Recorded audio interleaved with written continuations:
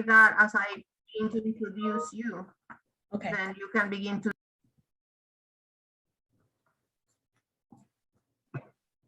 Hi, everyone, and welcome. Today, we'll be discussing the book Latinx Experiences in U.S. Schools, Voices of Students, Teachers, Teacher Educators, and Education Allies in Challenging Sociopolitical Times. Eleonora Villegas-Reimers, who joins us today, is clinical professor and chair of the Department of Teaching and Learning at Boston University's Wheelock College of Education and Human Development, and we'll be introducing our authors shortly. I would also like to remind you to enter your questions into the Q&A feature, which will be active throughout the event. Dr. Villegas-Reimers, you can take it from here. Thank you, ma'am. Hello, everybody. I'm very glad to be here. One thing that I want to add is I'm also an alum of HGSE and a proud alum of the school. It is my pleasure to introduce two wonderful colleagues today and friends who are presenting today. The first one is Dr. Margarita Jimenez Silva, who's an associate professor and chair of teacher education at the University of California, Davis, and co-founder of Sisterhood for Equity. Prior to entering higher education, Margarita worked with newcomer students as a middle school math and science teacher. Her research focuses on preparing and supporting teachers to work with culturally and linguistically diverse learners, especially in addressing emergent bilinguals' linguistic and academic content development. More specifically, her research strands include teacher education pedagogy and curriculum, educational policy, and family community engagement. Most recently, she has focused on diversifying the teacher workforce. Dr. Janine Bempechar is clinical professor at Boston University, Wheelock College of Education and Human Development. Janine is a developmental psychologist with a deep interest in the socialization of achievement. Over the course of 3 decades long career, she has studied and continues to study family, cultural, and school influences in the development of student motivation and academic achievement, especially in low-income children and youth, and has done so both nationally and cross-nationally. Janine's most recent work focuses on cultural models of learning as expressed through parents' educational messages and the impact of these messages on adolescent developing achievement-related beliefs and behavior. And I may add, after this very formal presentation, that Janine was my TA at the Ed School, and I met her as a TA, and it's my honor to now work with her and be a colleague. And Janine introduced me to Margarita, who had been also a student of Janine. So it's wonderful to be here with us, and now I pass it to Margarita. Wonderful. Thank you, Eleonora, for those very gracious introductions.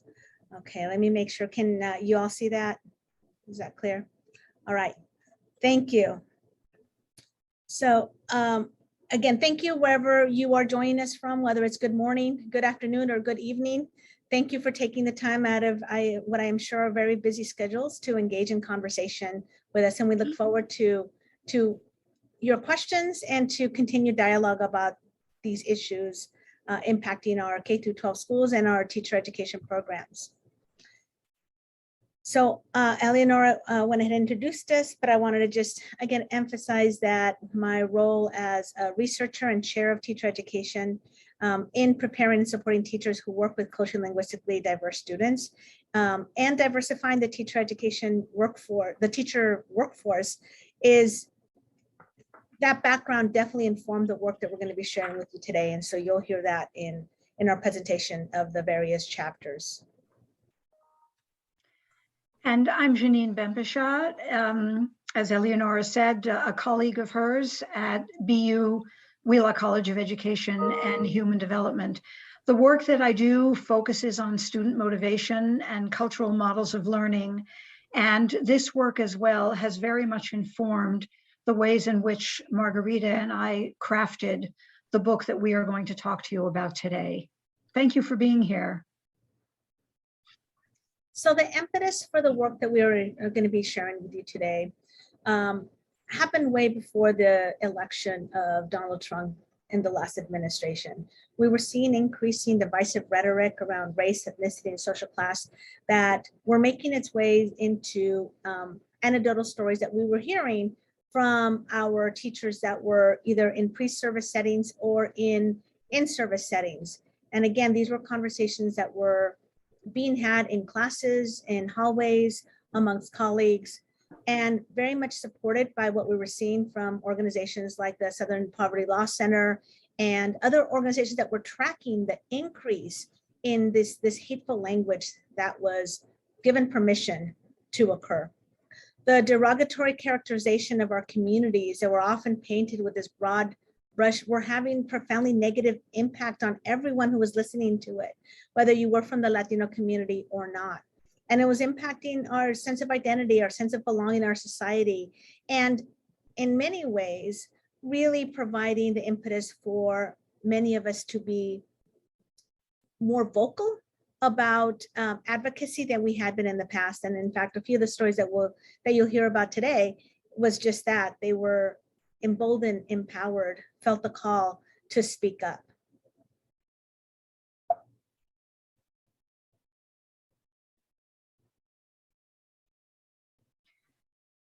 I'll provide you with an overview of the book. We designed this book to provide a platform for Latinx students, teachers, teacher educators, and education allies working in Latinx communities to share ways in which the hateful speech they were hearing was having a negative impact on K through higher education communities. In our final integrative chapter, we asked prominent Chicanx scholars Patricia Quijada and Leticia Alvarez to provide a synthesis of the issues raised by the contributors to our volume and to present an agenda moving forward, a call to action, if you will. We intended this book to serve a wide variety of audiences, and so we purposefully reached out to early and mid-career researchers and practitioner scholars who are actively engaged with or work in Latinx communities in order to present authentic and often overlooked perspectives. Throughout the book, we emphasize in acts of courage, community organization efforts, and the transformation of educators who, as they viewed the political landscape, rose into leadership roles.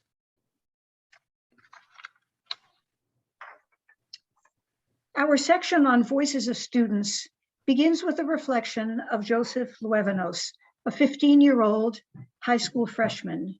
You see Joseph here in the top right corner of this photo.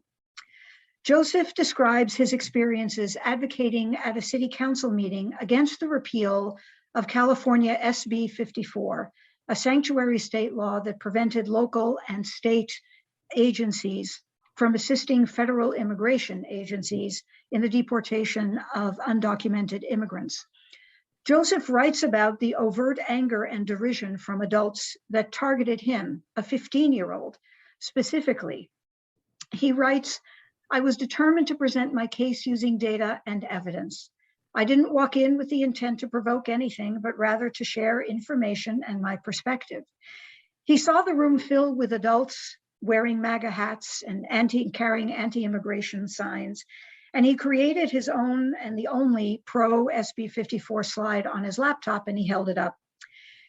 He talks about how he tried to engage a woman in conversation, you see her here, about his perspective, only to be interrupted by her increasingly loud and hostile retorts, so much so that they prompted an officer in the room to separate her from Joseph.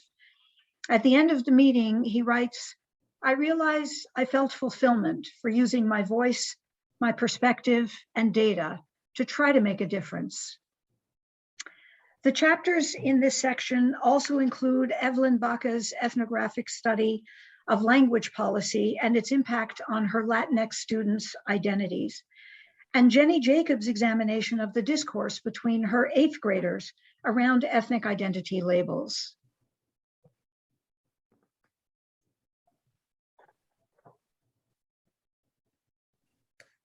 So in the next section, the voices of teachers, again, we solicited manuscripts from teachers that were currently in the classroom and engaging in work that was directly impacting K through 12 students.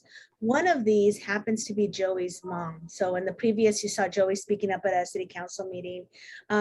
Ruth Levanos, who you see here, is Joseph's mom and has been actually she's taught middle school, elementary school, high school, is currently teaching at an alternative high school for pregnant and parenting teens.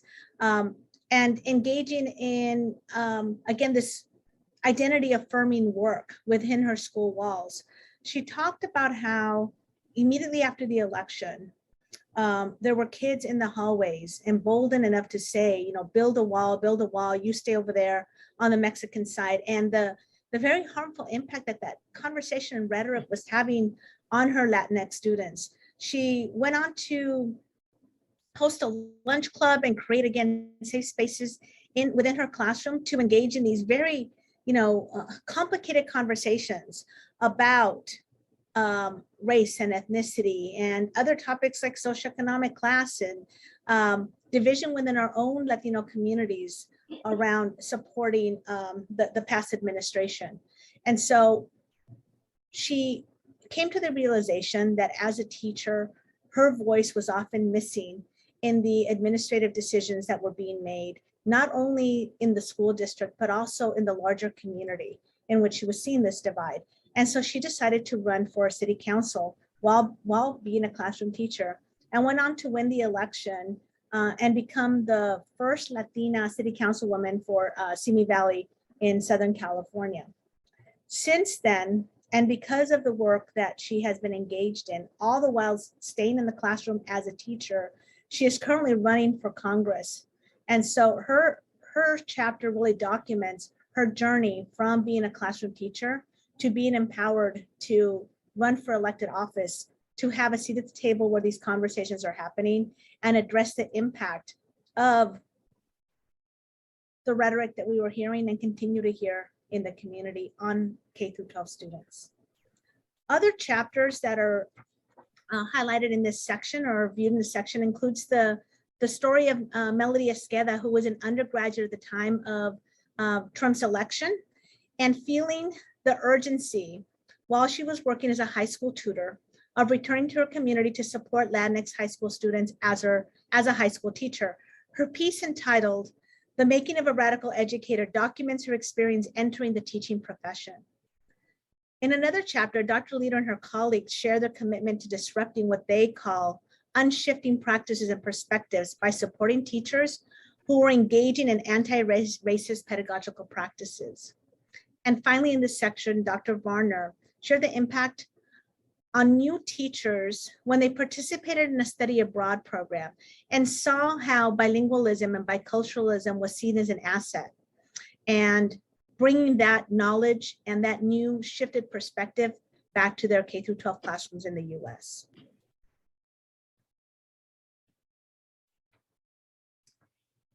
In the third section of our book, Voices of Teacher Educators, we had a number of contributions, including that one by Eleonora Villegas Reimers, who will share with us a little bit about her chapter that focused on educating teachers to work with Latinx children and families in challenging social political contexts and times. Thank you, Margarita. So in my chapter, I begin with the story of in a way, the very first time that I realized the situation that we were dealing with as we prepare teachers. When in a regular seminar class for a practicum, I asked the students, how is student teaching going? And one of the students, and some of them sort of did the normal thing of, oh, it's going well, it's going well. And one of the students said, I have a question for you. I had a student, he was a student teaching in a second grade classroom in the Boston area. And he said, I found one of my second graders crying quietly in the corner of the classroom.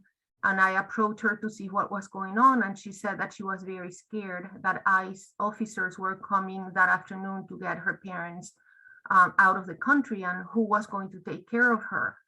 And he said to me, I didn't know what to say. So I said what you have always said to us, which is, oh, don't worry about it. You are safe here in the classroom. this is a safe space. And then he said to me, but I realized she was not concerned about what was going on in the school. She was concerned about what might go on at home or in the community, as they have already observed ICE officers coming to get parents and having the children then be left with neighbors. So he asked that question, and I thought this is an isolated situation. I honestly was taken by surprise with the question. And before I could even answer the question, one of the other students said, well, and how do you deal with students who are yelling to other students? These are all elementary teachers, by the way. Students who are yelling to other students. I hope you go back to your country very quickly, even though the students may not have been born outside of the United States. Or another student said, or the students who keep chanting, I hope they build a wall, and I hope that the wall is very tall and very wide. So how do you address that? And literally I was in silence, and I sat down and I said to the students in the class, how many of you are experiencing things like this? And every single hand went up. And that's the moment that it made me realize, okay, we have a whole new situation that I need to address as I prepare teachers to work in communities that have a significant number of students who are Latinx in background. So my chapter focuses on the kinds of things that those of us who are student teachers, that are working with student teachers who are teacher educators need to have in mind as we are preparing teachers. And by the way, teachers of all ethnicities and all races, not only the Latinx student teachers, but all of our students, because the fact is that the Latinx children, the Latinx students are majority students in many, many districts of this country. And we have not been doing a really good job preparing those new student teachers or new teachers to deal with the reality of a very, very difficult situation, politically and socially speaking. So the chapter goes into what do we do and how should we address these issues to improve the education of all children in this country, including Latinx children. Thank you, Eleonora. A few of the other chapters that are included in this section include Dr. Karis Hurley's work and with her colleagues on going through the accreditation process and what counts as official knowledge. So as we're trying to integrate issues like what Eleonora just mentioned and having those tough conversations and work around anti-racist pedagogies, how do we make space for that while we're still trying to meet all the criteria that are needed for our teacher education programs to be accredited? So they engage in some good conversation about what counts as official knowledge and how do we make space for those other conversations. In addition, Dr. Ruiz and colleagues, and I am a co-author on that chapter, we discussed the concept of creating what we're calling nidos de lenguaje y comunidad. So can we start working with undergraduates from early on to build their confidence in using their Spanish and helping them develop their pedagogical skills, but also the linguistic skills to become bilingual teachers? And how do we do that early on instead of waiting until they're at the end? In California, where this work took place, teacher education is a post-bac, so they need to graduate with an undergraduate degree and then enter a teacher ed program. So we talk about, again, the need to be able to start recruiting from earlier on and supporting those teachers into the teaching profession.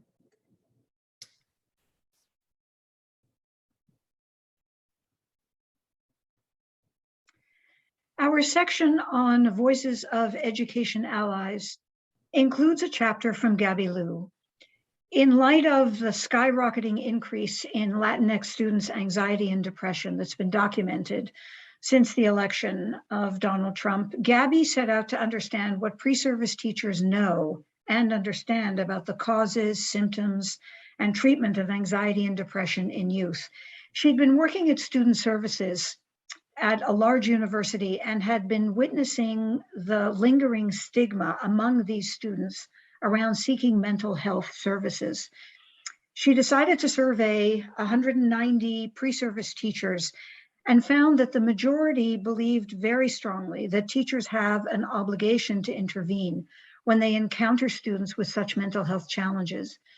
At the same time, though, these student teachers noted that they lacked the knowledge to be effective supports for their students.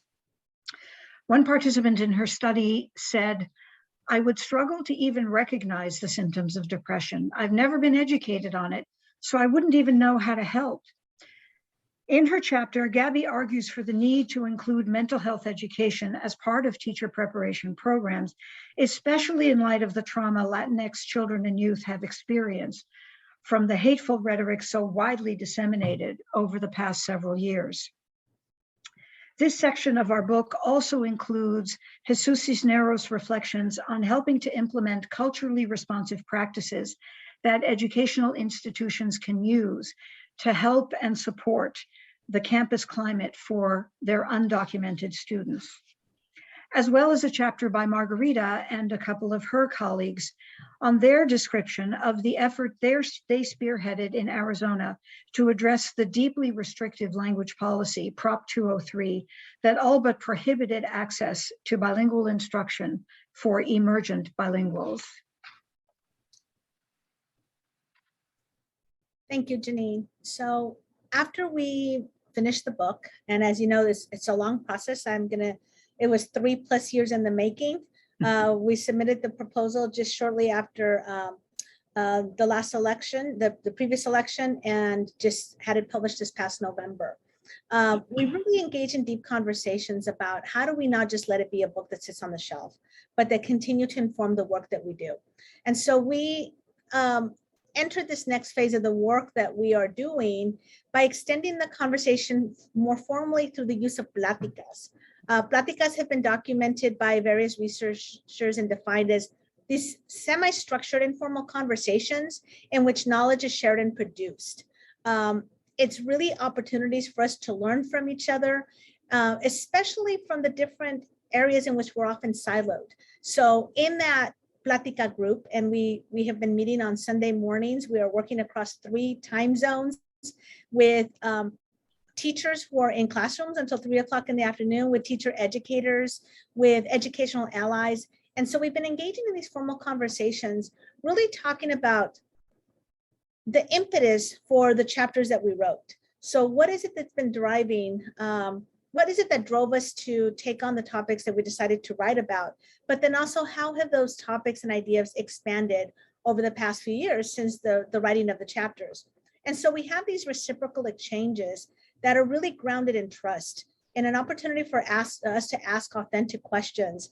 Interestingly, this last Sunday, we in one of the pláticas, we were talking about how several of us are part of this DEI, diversity, equity, and inclusion work, in which it often unfortunately doesn't feel safe to ask questions that aren't taken as threatening.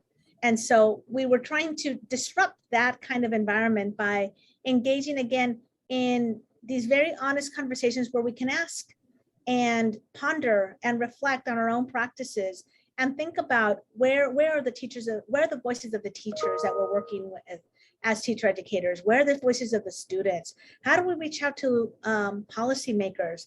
How do we engage in research that really acknowledges the different roles that we have and the different challenges and the different opportunities that we all have at our disposal? So as Ibarra has written, Platicando, these conversations became the process of drawing from our different knowledge bases and making meaning across our different experiences.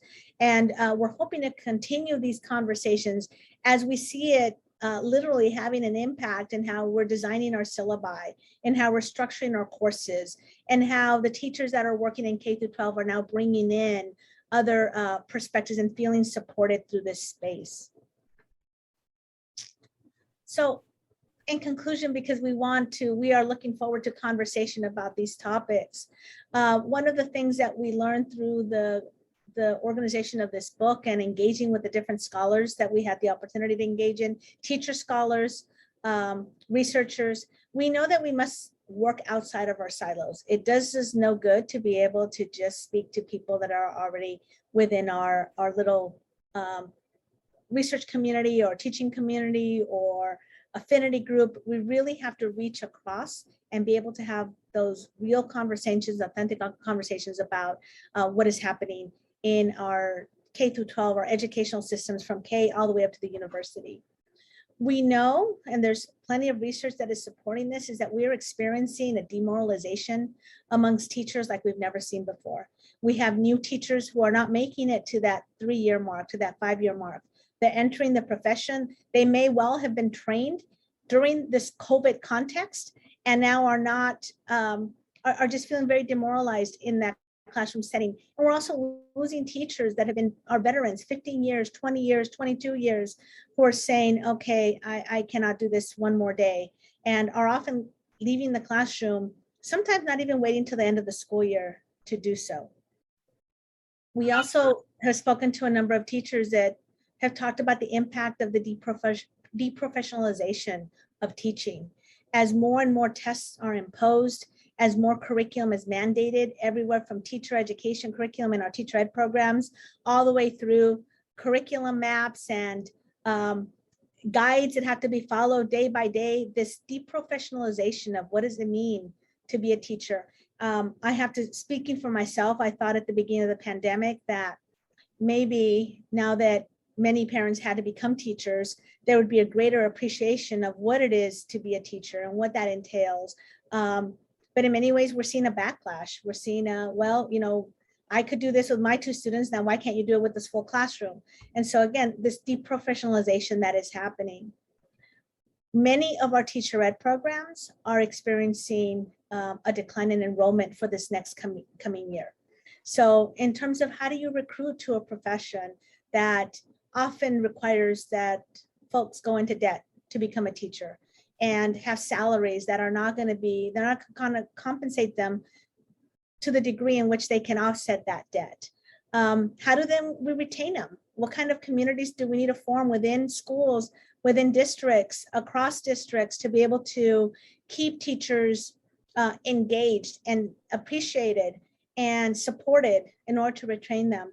And again, this very serious issue of attrition throughout it. And again, we're not just seeing it amongst teachers, we're seeing it amongst administrators everywhere from the K through 12 up to the university setting.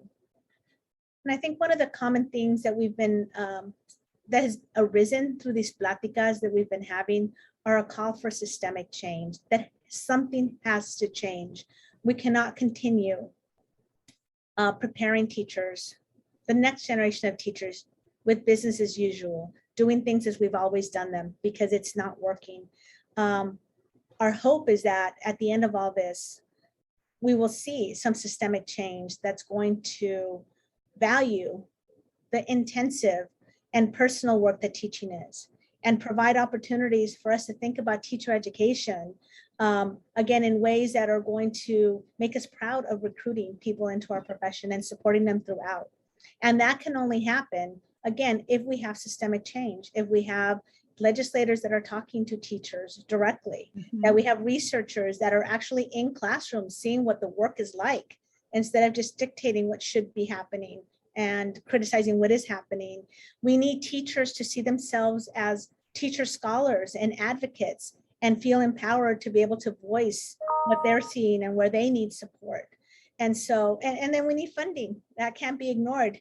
We have a bigger funding, and I can speak for California, we have a bigger budget for our tourism guides to bring people to California than we do to recruiting into teacher education.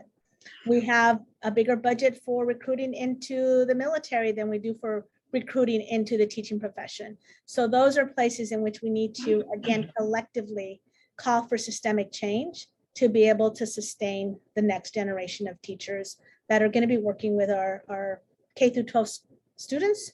And we've been charged to educate that next generation, and we want to do it in a way that we can be proud of, and that can, again, that can be sustained. So I'm going to move on to our next slide. We want to thank you very, very much for joining us today. We would love to continue this conversation with you, not only now in our question and answer period, but also please feel free. We'd love to hear from you. Here are our email addresses. And if you would like to purchase the book, here is the link, which is in the chat, that you can purchase at a 30% discount using this code here that you see. I'm not sure I can put it in the chat, Janine, but we'll make sure Okay. that we get it to them one way or another here. Okay. We also want to thank Mayan for organizing this presentation. We were thrilled to be able to share our work. To thank Gutman Library for hosting us. And I have to say, just personally, it's just wonderful that, you know, the three of us as Ed School alums have such warm feelings for the Ed School and such warm memories of the wonderful education we got there. And it's just wonderful for the three of us to be here presenting at Gutman Library. And now we would love to engage in conversation, where that was the hope, to be able to, again, answer questions, but also engage in conversations, your thoughts about, you know, yes, valuing the voice of Latinx students, their teachers, us as teacher educators, and those of us and those of you working as allies with this community, but also the broader issues of how do we address the challenges that are facing our K-12 system and teacher education in particular. So with that, I'm going to go ahead and stop the PowerPoint and turn it over to Eleanor to see if we have any questions. We just invited the questions, so we still don't have any questions yet, but I'm happy to begin with one for both of you. Oh, we have one. Let me check first, and then I'll begin with one. A person is asking if they can write a book review for you. And I don't know who the person is, but it's a question. So probably you may want to, I would assume that the person who's asking may want to contact you directly at your email address, and then you can establish that. Yes, please email us directly. We would love to have that conversation with you. No one has offered that, so we're thrilled. So please, yes. Excellent. Okay, so while we wait for all of you to participate, asking any kinds of questions, or actually even, I'm sure that you will welcome comments as well. Let me begin with asking one question that I have always wanted to hear directly from you. I know that we have had many discussions about it, but can you give us 2 or 3 specific recommendations for teachers based on what you have learned already in terms of what we should be all doing in the classroom? I think that so many of, if I can start, Janine, if you don't mind, I think first of all, teachers need to find groups in which they feel supported. So one of the first lessons that we give student teachers is, unfortunately, I'm embarrassed to say this, but you know, ignore the conversations you hear in the lounge. Oftentimes it has to do with, you know, teachers that are frustrated and turn, unfortunately, to negative conversations. Surround yourself with people that are like-minded, people that are going to lift the work, that affirm the work that you're doing, that remind you why you went into teaching to start with. And sometimes you have to leave your school setting to do that. Sometimes it's through other colleagues in other universities. Sometimes it's colleagues that they encountered through their teacher education programs who are like-minded. Sometimes it's professional organizations. Whatever your content area, there are professional organizations in which teachers often have forums to engage in these conversations about advocacy, about sustaining your practice, and even about sharing teaching ideas. And so one thing is, you know, I know that teachers are often overwhelmed. I remember feeling that feeling of being overwhelmed, but I think it lightens the load if you can find folks that are going to affirm the work that you're doing. And then you are an expert. Don't let anyone tell you otherwise. You are an expert. You've been doing this work for a long time or a short amount of time, but you are the boots on the ground. You're the ones that are dealing directly with our K-12 students. So make your voice heard, whether that's, again, you know, there's lots of ways to do it, again, through the professional organizations, but also serving on leadership roles within your district, serving on, oftentimes there's an advisory board to the superintendent, to local politicians. You know, please make sure that you attend to that.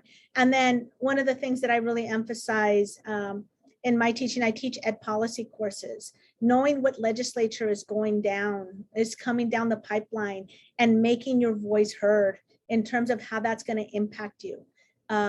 Oftentimes legislators will have open meetings where their aides, I will be honest, often they're not there, but their aides are there, to listen to firsthand experience about how this new legislation is going to impact the different communities.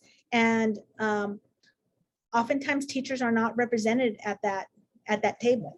And so taking the time and again, you can't do it all. So joining with others who again are like-minded to make sure that those voices are being heard. So those are a couple of the things. Keeping up on I know the readings are hard. And I'm not talking about necessarily the research articles, but in terms of understanding how the policies, how the conversations that are happening at higher levels are impacting you or have the potential to impact you, I think is also important. Now with the podcasts and all the other, the Twitter, lots of different ways in which you can get the information. I think it's critical for you to stay informed. I think it's part of our professional responsibility to stay informed about what's impacting us as teachers. And I say us because I'll tell you that the title I'm proudest of is still teacher, more than any other title, because it's something that I aspired for so long. And I still see myself, even though I will admit that I'm not doing the hard work of the day-to-day teaching, I still am very proud to call myself a teacher.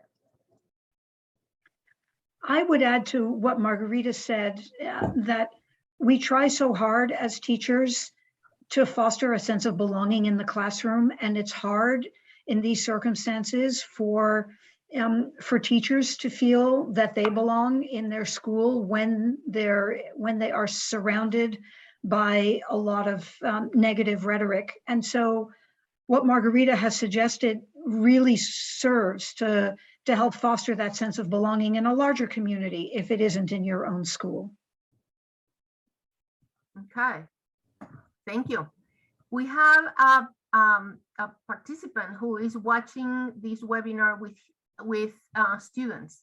And the question is, one young man wants to know why you think there is still prevalent racism in schools, and also why it can be such a challenge for Latinx parents to understand the workings of higher education. How much time do we have? I'll start with the second. A lot of our Latino families have a challenge with understanding the K-12 system for a number of reasons. One is they may not have gone through higher education themselves, and so it's very hard to understand a system you haven't gone through, or they may not have gone through the K-12. So what builds up to getting ready to go into higher ed can be very challenging. There's also norms and expectations in many of our communities, and not just Latino, about things like going away to school. And is that okay to go a long distance away from your school, that have long histories in our community? And so engaging in conversations about what is it that they worry about in terms of letting them go, or what are the, I've often thought a lot of the stuff that my parents knew. I'm first gen. The only thing that my parents knew about going away to college is what they had seen on TV shows and on movies. And that never depicts students at their desk studying hard. And, it depicts the parties and all the other stuff. And so a lot of those stereotypes that they had about what it meant to go away to college are things that had been portrayed in the media that were inaccurate. So for me, a big part of it is getting other parents to talk to parents who have let their kids go away to school, who have been part of the higher ed, to be able to disrupt those misconceptions that happen. Another part is funding. They're worried about the money. And so having some honest conversations about how can you finance an education, and whether, what the investment is and where it pays off. So I think those are some of the reasons in which our parents sometimes have a challenge in terms of higher education. And in terms of why racism still exists, I think that you could put 15 people in one room that all look the same experience, and we'd still find a way to divide amongst ourselves. I think it's unfortunately part of human nature to look for the differences and focus on that instead of what we have in common. And so I think this generation, is your generation as a young person, is way ahead of previous generations. I think we're getting closer to being able to focus on the strengths of our different communities and work together in that regard. But I think we still have a lot of work, because again, I think it's human nature to focus on the differences. So I'm hopeful that it's getting better, but we still have work to do in that regard. Janine, do you want to add anything or should I move to the next question? No, go ahead, move to the next question. Okay. Thank you. So how do you think that the relationship with such pivotal stakeholders will influence the impact of these findings?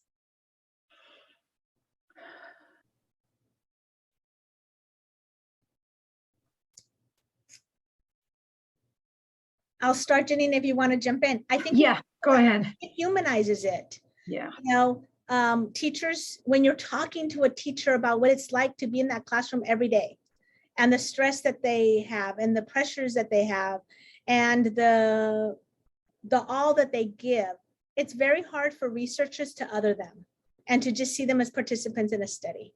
It humanizes them. And I don't use that word lightly.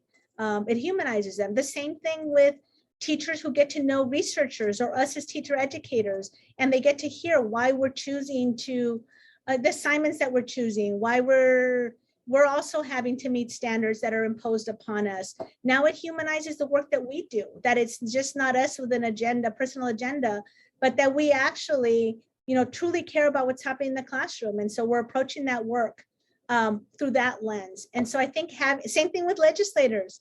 You know, I have to admit that I saw them as very impersonal and in it for, you know, not always altruistic reasons until I started having conversations and understanding where they were coming from. And I think when you have these conversations, I think part of what points to the finding is you have to be in the same room.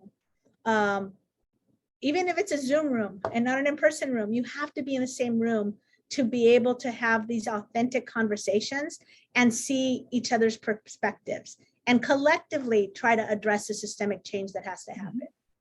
And I think, Margarita, this goes to the discussions we've been having in our Pláticas meetings, which Eleanor, you've been a part of as well, that that we can't, everyone is siloed, as we said in the presentation, everyone is siloed. And when everyone is sort of sticks to their own sort of group, their own professional group, you tend to paint others with a very broad brush and talk about teachers or talk about parents, and it doesn't move the conversation forward. It doesn't move the needle forward, and we get stuck. We get stuck in our stereotypes. We get stuck in our inherent beliefs about what a large group of people think, or how they behave, how they act, or what they should think, or how they should behave. So it's as Margarita, you're saying, getting people together to see one another and to truly see one another for the work they do day to day. That makes a difference. And understand the system so that you can have a realistic conversation about how to change them. So it's not just a matter of, well, teachers just need to teach anti-racist pedagogies and diversify the, well, they also have standards that they have to meet. They also have guidelines from the school boards and from their administrators. So, okay, how can I help teachers do that realistically? Where can I use my voice to address the board or address so I can make that happen? So I think that's the other piece of it, is understanding the system from all the different perspectives so that we can then make recommendations or think about how to change it in ways that actually can happen and are not just kind of pie in the sky kind of dreaming, but really what do we need to do? And I see the lessons here as focused as we are in this volume on the experiences of Latinx teachers, students, educators, education allies. I see the conversations we are having as certainly spilling over to all parents, all teachers, all students, to learn more, to be involved in different ways, to engage in civic institutions, learn more about how education policy is passed, learn more about how you can have a voice, just like Joey Luevanos. I think it was an extremely unfortunate experience. I have to say, personally, I think he's a very, very mature young person and has taken a very important lesson from that experience he had that will carry him. This isn't anything that he will forget. And so I think encouraging our students to become civically engaged is a really important lesson of these past few years. Okay, thank you. One new question. What assistance is needed from the community to assist in this movement?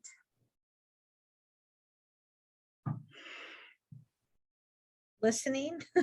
I think first of all is listening, engaging in those conversations, asking teachers what do they need, bringing whatever resources or skill set you have to support the students or the teachers or the teacher educators in this work. So I think part of it is just listening and then learning how to work alongside all of us who are engaging in this work. And for us to also listen to you and see what is the skill set that you bring that can help. Again, it goes back to those silos that so oftentimes we're just working in our own little, and often reinventing the wheel when it doesn't have to be reinvented. You know, too often we lose our place in the conversation because we're so busy kind of reinventing the wheel and working our own little silos that we don't come to the issues with a collective voice and a collective understanding. And so I think that's what I would say we need from the community is to engage in conversations like this so that we can approach the work as a group and not as individuals who, you know, who want to do this work. I don't doubt the intentions of anyone who wants to do the work. I always assume positive intentions, but again, I think oftentimes we're so busy trying to figure it out for ourselves instead of really kind of going back to the prácticas ideas, drawing from the knowledge of others who have already been doing this work for a long time to help us move that needle forward. Because if we start from the beginning every single time, you know, it's very hard to move the needle that time. And I don't think any of us have the energy to do this work by ourselves. We have to do it in community. And it's been an exhausting few years for everyone. And it's very easy to sit back, you know, in one's own silo and criticize others. It's easy and I dare say popular to criticize teachers. Everything is their fault. Yeah, and what we've learned from the dialogues that we've participated in, not only through our pláticas, but also Margarita and I over the course of these 2+ years, you know, pulling together our contributors and understanding their contributions and sharing them with one another, with the other contributors. It has fostered a much deeper understanding of the issues that everyone is dealing with in their day-to-day work. And this, Janine mentioned at one point in the presentation, we really were soliciting manuscripts from oftentimes people that had not been published before, from either brand new scholars who had just left the teaching profession and now were entering teacher education, or from teachers themselves or students themselves, in part because we wanted to empower them to, and I know that word is controversial, we wanted to make sure that they understood that they had a place at the table, that their voice was important to be heard. And I will say that a number of the people that we started engaging in this conversation 3 years ago when we proposed the book are now, you know, have now taken on leadership roles in their districts. Melody is, you know, been teaching for 3 years and is now thinking about a PhD program to continue to gain in her skill set to further advocate. Some of the new professors, new teacher educators that we're working with are now, again, taking leadership roles within their own departments to make sure that these voices are being heard. So that was the purpose we set out to. And if nothing else, if we have been able to give voice to those individuals to make their voices louder within their own spheres of influence, then this journey has been well worth the many hours, as you all know who've engaged in this kind of work, you know, the many hours that it takes to do this. We don't have any other questions at the moment, but while we wait in case somebody else wants to add a question, let me ask you one other thing. When you began the project of this book and when you thought about this book, and we talk about the social context where all of this was happening as we were planning, as you were planning the book and inviting us to participate. That was before COVID. Has COVID changed anything in terms of what you found in the book? So when you think about the lessons that we have learned from putting the book together and that are mentioned by the different writers, do you think that anything has changed dramatically because of COVID? Has it improved? Has it gotten worse? Is it the same and it's a different impact? Or how do you see the connection between the current COVID situation and what you have in the book? Do you want to start, Janine, or do you want me to? Well, yeah, I'm happy to start. I mean, from my own perspective, I'm thinking, for example, I mean, the first thing that comes to my mind are my own students.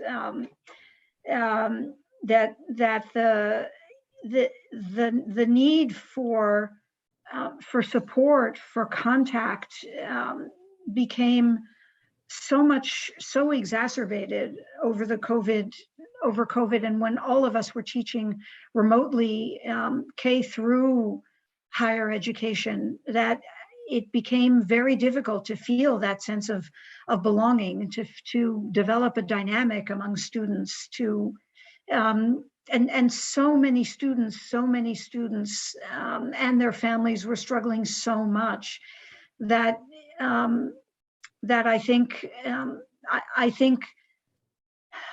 all the negative rhetoric the impact was just worse. It was just so much worse over the COVID years.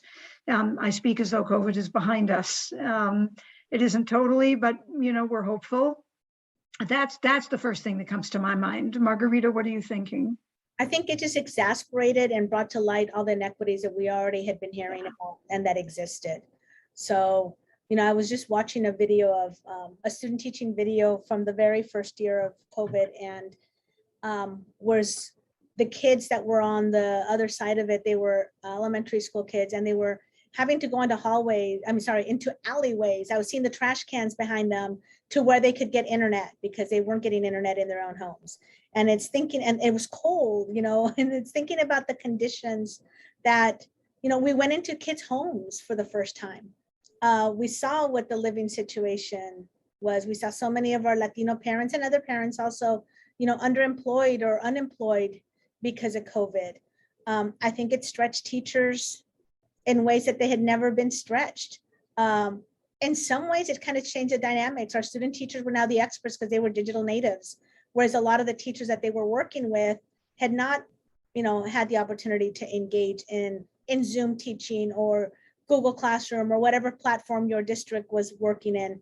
So I think it highlighted all the issues that we knew existed, but I think it also provided opportunities. So in our chapter on this consortium that we run out of Arizona for teachers of emergent bilinguals, when we were doing it before, it only included teachers from Arizona, from the Phoenix area.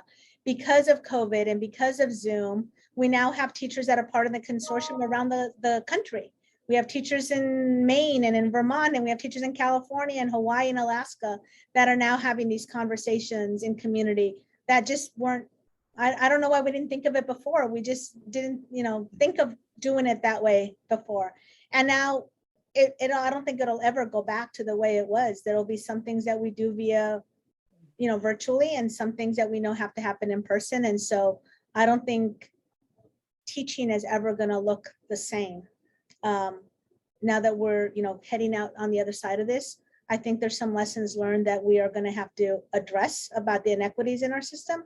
But I think teacher education is a big part of that. But then I think there's also some benefits that we're seeing about the reality of being able to conduct some of the work virtually and create communities virtually. So yeah. And I think too, and on the sort of positive end, that people realized the immense effort it takes to educate a child, and a greater understanding for what teachers who have 25 to 35 or more students in their classroom do every day with such dedication. I think that's a positive, that it opened the window, in as much as the teachers went into to students' homes. Parents saw what teachers were dealing with, and I think that I'm hopeful that will lead to positive change for the teaching profession and for teacher education. And if you think about it, as we close, one of the results of this book, which is the Pláticas that we're engaged in right now, it is something that emerged because we now can connect on a Sunday morning, well, morning for Margarita, but afternoon for Janine and me, and midday for people in Iowa and Chicago. So that we can connect that way, that we in many ways have expanded and strengthened the communities that we belong to, and that we can learn from one another in ways that we were not learning before. So that also, I see one of the question that I asked is because I have been thinking a whole lot about how this book actually provided the opportunity for many of us to continue to learn from one another. And COVID, in a way, gave us a tool that we had before, but that we were not using in the way that we're using right now. So, well, with that, who do I pass it to, Marianne? Yes, I just wanted to thank you all for this wonderful discussion, and thank you everyone for attending. And we'll see you at the next book talk. Thank you, everybody. Thanks, everyone. Bye. Thank you. Bye-bye. Bye.